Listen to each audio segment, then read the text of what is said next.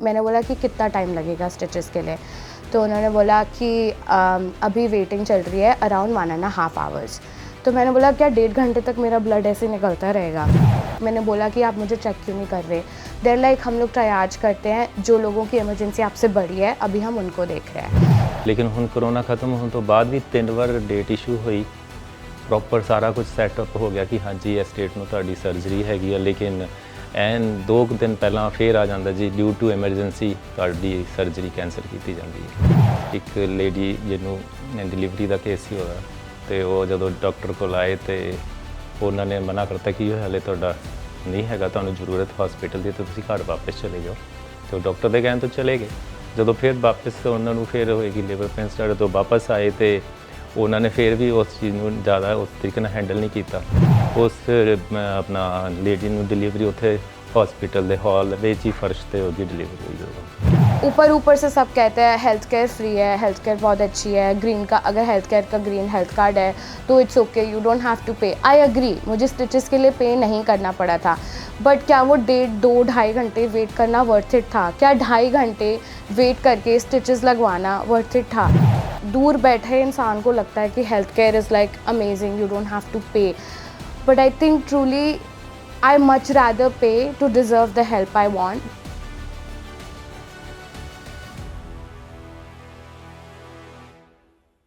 Canada ਵਿੱਚ ਰਹਿ ਰਹੀ ਗੁਰਮਨ ਕੌਰ ਦੇ ਨਾਲ ਹਾਲ ਹੀ ਦੇ ਮਹੀਨੇ ਵਿੱਚ ਕੁਝ ਐਸੀ ਘਟਨਾ ਵਾਪਰੀ ਜਿਹਦੇ ਕਰਕੇ ਕੈਨੇਡੀਅਨ ਹੈਲਥ ਸਿਸਟਮ ਤੇ ਕਾਫੀ ਸਵਾਲ ਖੜੇ ਹੁੰਦੇ ਨੇ। ਗੁਰਮਨ ਜੋ ਕਿ ਇੱਕ ਹੈਲਥ ਐਂਡ ਸੇਫਟੀ ਆਫੀਸਰ ਹੈ, ਕੁਝ ਮਹੀਨੇ ਪਹਿਲਾਂ ਮੈਡੀਕਲ ਹੈਲਪ ਦੇ ਲਈ ਵਾਟਰਲੂ ਦੇ ਇੱਕ ਹਸਪੀਟਲ ਜਾਂਦੀ ਹੈ, ਜਿੱਥੇ ਉਹ ਐਮਰਜੈਂਸੀ ਵੇਟਿੰਗ ਪੀਰੀਅਡ ਦਾ ਸ਼ਿਕਾਰ ਬਣਦੀ ਹੈ। When I moved here, I was told कि the healthcare system is amazing, you don't have to pay anything. When I got into my work permit, मुझे बोला कि आप हेल्थ कार्ड ले लो, आप जहाँ भी जाओगे आपको हेल्थ कार्ड से पे करना पड़ेगा, आपको अपने पास से कुछ पे नहीं करना पड़ेगा।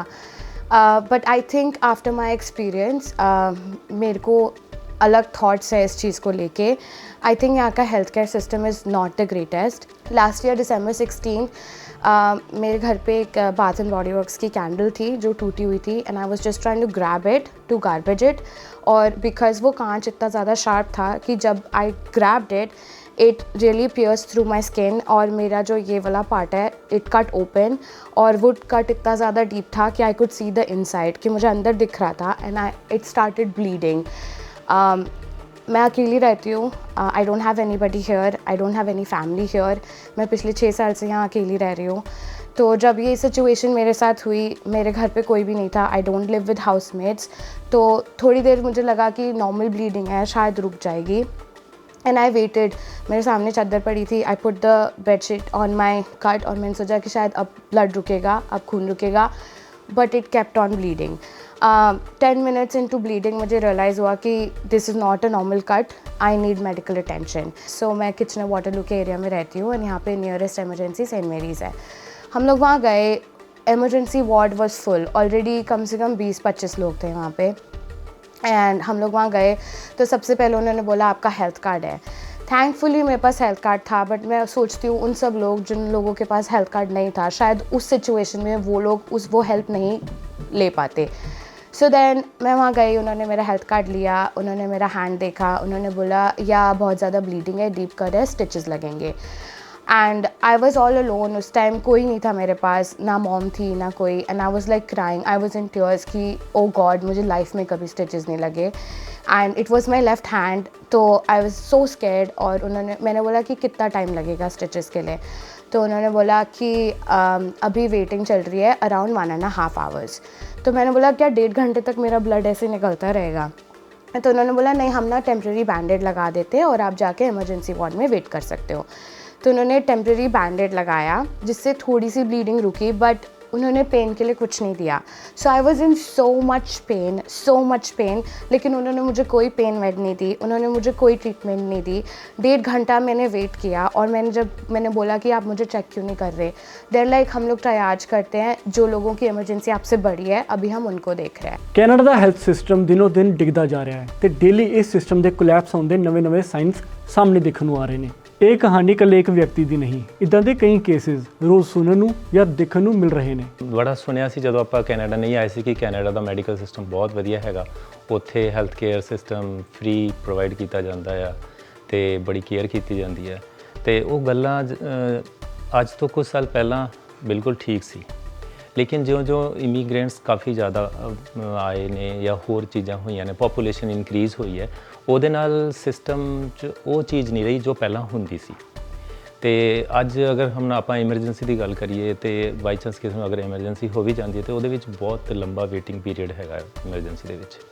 ਹੁਣ ਸਪੋਜ਼ ਕਿਸੇ ਨੂੰ ਹੈਲਥ ਦੇ ਵਿੱਚ ਅਗਰ ਮੰਨ ਲਓ ਕੋਈ ਹਾਰਟ ਦੀ ਪ੍ਰੋਬਲਮ ਹੋ ਗਈ ਤੇ ਅੱਜ ਅਗਰ ਉਹ ਡਾਕਟਰ ਕੋਲ ਜਾਂਦਾ ਹੈ ਤੇ ਉਹਨੂੰ ਉਹ ਵੇਟਿੰਗ ਪੀਰੀਅਡ ਦੱਸ ਦਿੰਦਾ ਕਿ ਇੰਨੇ ਟਾਈਮ ਤੋਂ ਬਾਅਦ ਤੁਹਾਡਾ ਨੰਬਰ ਆਏਗਾ।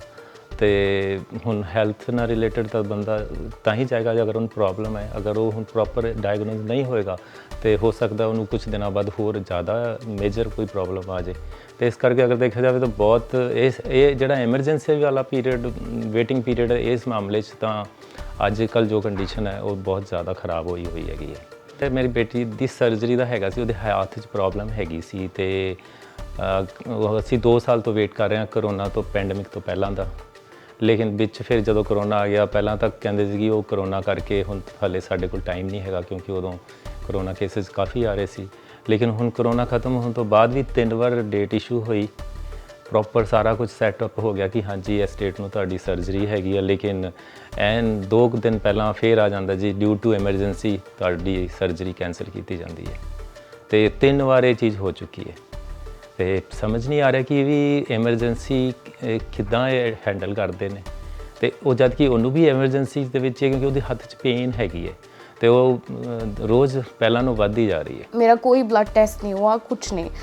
2 हफ्ते चले गए and my stitches were still there. 3rd week में मैंने बोला I have to get these checked. I went to see a doctor, तो डॉक्टर बोलता है या अपनी अपनी हीलिंग जर्नी होती है, टाइम लगेगा, थोड़ा और वेट कर लो, 2 हफ्ते और वेट कर लो, स्टिचेस अपने आप डिज़ोल्व हो जाएंगे। जो स्टिचेस 2 हफ्ते में हील हो सकते थे वो स्टिचेस 5.5-6 वीक्स में हील हुए। अभी तक आई हैव पेन इन माई थम, अभी तक I can not fully move my थम, आई नीड फिजियोथेरेपी। कहीं पे भी जाओ देर लाइक जिस डॉक्टर ने आपको स्टिचेस दिए उससे रिकमेंडेशन लेकर आओ या फिर फैमिली डॉक्टर को बोलो फिजियोथेरेपी के लिए। I can't get physiotherapy, I can't get the help I need. And stitches के बाद, रिकवरी के बाद भी I needed to get a blood test done to understand कि कितना ब्लड लॉस हुआ है, टू अंडरस्टैंड कि विटामिन डी लेवल्स कितने हैं, आयरन लेवल कितना है। वो हेल्प भी नहीं मिल पा रही है। And every time you go see a doctor, walk in clinic में 2.5-3 घंटे वेट करना पड़ता है।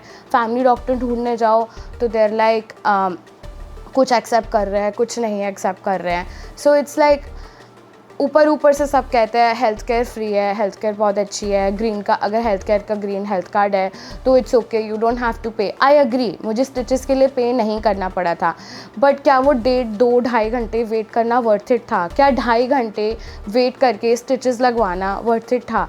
आई think a lot of people think like okay, दूर बैठे इंसान को लगता है कि health care is like amazing, you don't have to pay, but I think truly I much rather pay to deserve the help I want। Canadian health system ਜਿਸ ਨੂੰ 1984 ਦੇ ਵਿੱਚ ਡਿਜ਼ਾਈਨ ਕੀਤਾ ਗਿਆ ਸੀ ਤੇ ਹੁਣ ਤੱਕ ਇਸ ਵਿੱਚ ਕੋਈ ਵੀ ਬਦਲਾਅ ਨਹੀਂ ਲਿਆਏ ਗਏ ਨੇ। ਹਸਪੀਟਲਸ ਦੇ ਬੈੱਡਸ ਦੀ ਕਮੀ ਹੋਣ ਤੋਂ ਲੈ ਕੇ ਐਮਰਜੈਂਸੀ ਰੂਮਸ ਦਾ ਬੰਦ ਹੋਣਾ ਤੇ ਨੇਸ਼ਨ ਵਾਈਡ ਡਾਕਟਰਸ ਦੇ ਨਰਸਿਸ ਦੀ ਕਮੀ, ਹਾਲਾਤ ਦਿਨੋਂ ਦਿਨ ਬਦ ਤੋਂ ਬੱਤਰ ਹੁੰਦੇ ਜਾ ਰਹੇ ਨੇ। ਜਿਵੇਂ ਕਿ ਆਟਵਾ ਦੇ ਇੱਕ ਡਾਕਟਰ ਨੇ ਆਪਣੇ ਪੇਸ਼ੈਂਟਸ ਨੂੰ ਅਪੋਲੋਜੀ ਲੈਟਰ ਲਿਖ ਦਿੱਤਾ ਉੱਥੇ ਦੇ ਬ੍ਰੋਕਨ ਸਿਸਟਮ ਦੇ ਲਈ। ਹੁਣ ਜਦ ਅਸੀਂ ਸੋਚ ਕਰਦੇ ਹਾਂ, ਜਿੱਦਾਂ ਮੈਂ ਪਹਿਲਾਂ ਕਿਹਾ ਸੀ, ਇਹ ਬਹੁਤ ਕੰਪਲੈਕਸ ਪ੍ਰੋਬਲਮ ਆ। ਜਦ ਅਸੀਂ ਸੋਚ ਕਰਦੇ ਹਾਂ ਕਿ mental health services under funded ਆ, long term care services are under funded, home care ਨਹੀਂ ਮਿਲਦੀ। ਇਹ ਫਿਰ ਜੇ ਸਿਸਟਮ ਸਾਰੀ ਹੈਲਥ ਕੇਅਰ ਦੇ ਬਾਰੇ ਸੋਚ ਕਰਦੇ ਹਾਂ ਹੋਲਿਸਟਿਕਲੀ, ਇਟਸ ਬ੍ਰੋਕਨ ਬਿਕਾਜ਼ ਇਹ ਸਾਰੇ ਸਿਸਟਮਸ ਨੂੰ ਅੰਡਰ ਫੰਡਿੰਗ ਹੋਈ ਵੀ ਹੈ। ਸੋ ਅਕ੍ਰੋਸ ਦ ਪ੍ਰੋਵਿੰਸ ਵੀ ਸੀ ਦਿਸ।